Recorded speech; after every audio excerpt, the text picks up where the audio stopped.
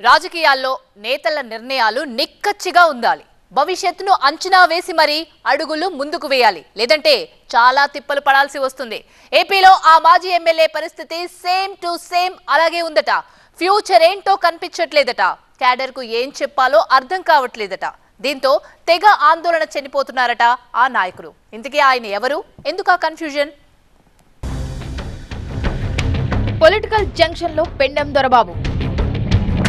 Pawan green signal ఇచ్చినప్పుడే వెళ్లాల్సిందా? ఏ పార్టీలో చేరకుండా ఈ సస్పెన్స్ దేనికి? వర్మకు పదవి వస్తేనే దొరబాబుకు ఎంట్రీ ఇస్తారా?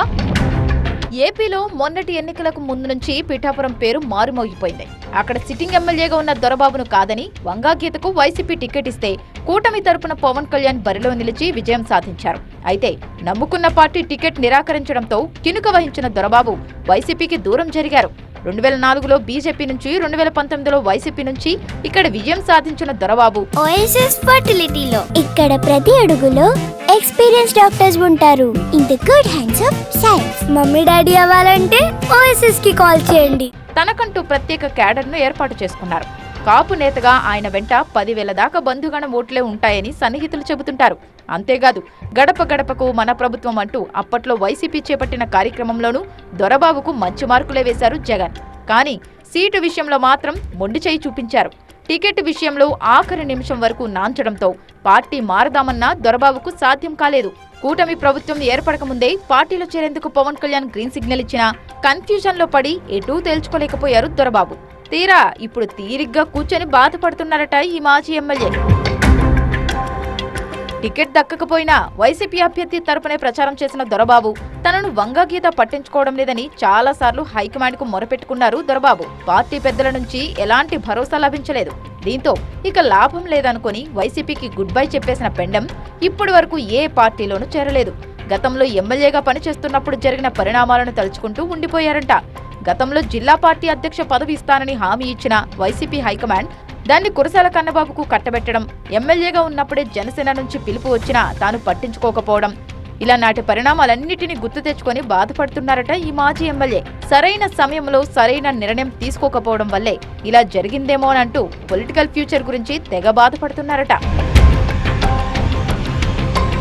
వైసీపీని వదిలారు కానీ ఇప్పుడు ఎటెళ్లాలో అర్థం కాని పరిస్థితి దొరబాబుది. పిఠాపురం అభివృద్ధిలో భాగస్వామ్యం అవుదామనే ఆశయంతో పవన్ బాటలో నడిచేందుకు సిద్ధమైన ఆయన కూటమి పార్టీలో చేరతానంటూ ప్రకటించారు. ఏ పదవి ఆశించకుండా జనసేనలో చేరతానని చాలాసార్లు చెప్పారు.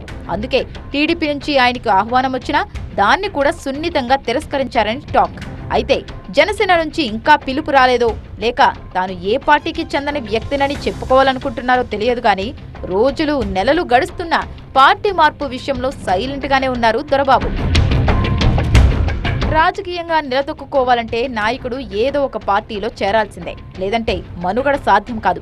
ఇప్పుడు ఇదే అంశంలో దొరబాబుపై అసంతృప్తిగా ఉందట క్యాడర్. వైసీపీకి రాజీనామా చేసిన బాలినేని శ్రీనివాసరెడ్డిని, కిలారు రోసయ్యని, సామినేని ఉదయభానులను పార్టీలో చేర్చుకున్న పవన్ ఆ లిస్టులో దొరబాబుకు చోటివ్వకపోవడం పట్ల ఆగ్రహంగా ఉన్నారట. తమ నాయకుడిని రెంటికి చెడ్డ రేవడిలా మారుస్తున్నారని ఆందోళన వ్యక్తం చేస్తున్నారట.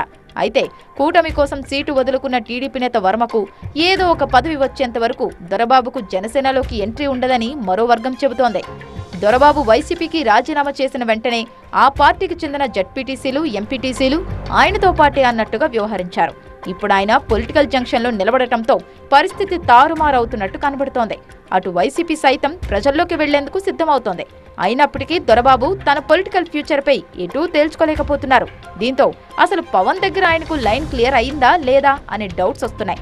దొరబాబు మాత్రం పిలుపు వచ్చేదాకా ఆగాల్సిందేనన్న ధోరణితో ఉన్నారట. మరి పెండెం విషయంలో కూటమి పెద్దలు ఏం చేస్తారో చూడాలి.